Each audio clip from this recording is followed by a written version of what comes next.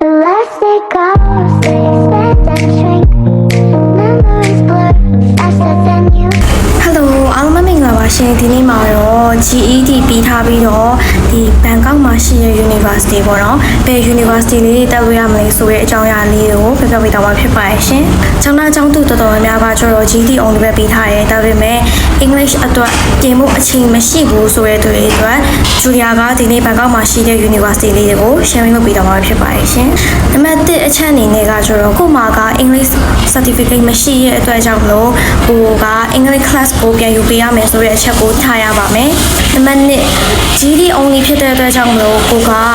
public university မရပါဘူး private university ပဲတက်လို့ရပါမယ်။နံပါတ်3အချက်အနေနဲ့ကကျတော့ကိုမှ GED only ပဲရှိရဆိုရင်တော့ဂျူနီယာပြောပြတဲ့ university လေးတက်လို့ရပါမယ်နော်။နံပါတ်1 university ကကျတော့ Basic University ပဲဖြစ်ပါတယ်။ Basic ကကျတော့ GED only နဲ့ရပါတယ်။ GED only ပြီးတော့ဒါပေမဲ့University တော်တော်များများကကျတော့ placement test ပေါ့နော်သူတို့ကျောင်းလာလုပ်တဲ့အစမ်းဝင်ခွင့်စာမှုပဲကိုဖြည့်ပေးရမှာဖြစ်ပါတယ်နံပါတ်2ကကျတော့ Bangkok University တက်လို့ရပါမယ်။ Bangkok University ကလည်းကိုကဝင်ခွင့်ဖြည့်ရမယ်ပေါ့နော်။3 University ကတော့ UTCC ပဲဖြစ်ပါတယ်။ UTCC ကကျတော့ business ကျောင်းဖြစ်တဲ့အတွက်ကြောင့်မလို့သူက GED only ပြီးထားတယ် high school ပြီးထားတယ်ဆိုတာနဲ့သူကတက်လို့ရပါတယ်။ English ကိုပြန်ဖြည့်စရာမလိုဘူးပေါ့နော်ဒီနံပါတ်4ကကျတော့ Stanford ပါ Stanford ကလည်းနာမည်ကြီးကျောင်းဖြစ်ပါတယ်သူကကျတော့အထက်တန်းပြီးတာနဲ့တက်လို့ရတယ်သူပဲ English class ကို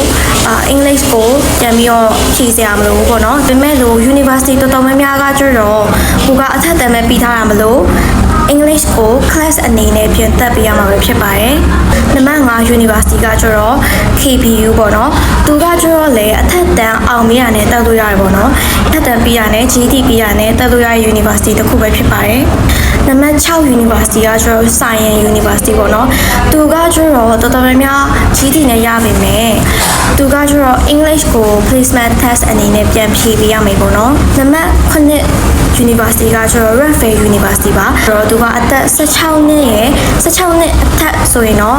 University တက်လို့ရပါတယ်။ဒါပေမဲ့သူက English ပေါ့နော်။ English ကို placement test အနေနဲ့ပြန်ဖြေပေးရမယ်ပေါ့နော်။အခုပြပြခဲ့တဲ့ University ကတော့ဘန်ကောက်မှာရှိတဲ့ GED လက်ခံတဲ့ University တွေပဲဖြစ်ပါတယ်ရှင်။ဘန်ကောက်မှာလည်းကျောင်းတက်ချင်တယ် GED လည်းပြီးထားတယ်ဒါပေမဲ့ major ဘယ်လိုမျိုးရွေးရမလဲဆိုတာမသိဘူးဆိုရင်ဂျူလီယာစီမှာလာပြီးတော့ major လာပြီးတော့တိုင်ပင်လို့ရပါတယ်။နောက်ပြီးတော့ဂျူလီယာအခုပြပြခဲ့တဲ့ University ကိုလည်းဂျူလီယာ like up ပေးပါတယ်ရှင်။စာပေခကဂျူလီယာကိုတပြားတစ်ချက်မှပေးစရာမလိုပါဘူး။ကျောင်းအပ်တာအပြင်ကျောင်းသားမှာနေဖို့ကိုလိုခန်းရှာပေးပါတယ်။ဘန်ကောက်လည်း free ဖွင့်ပေးပါတယ်။နောက်ပြီး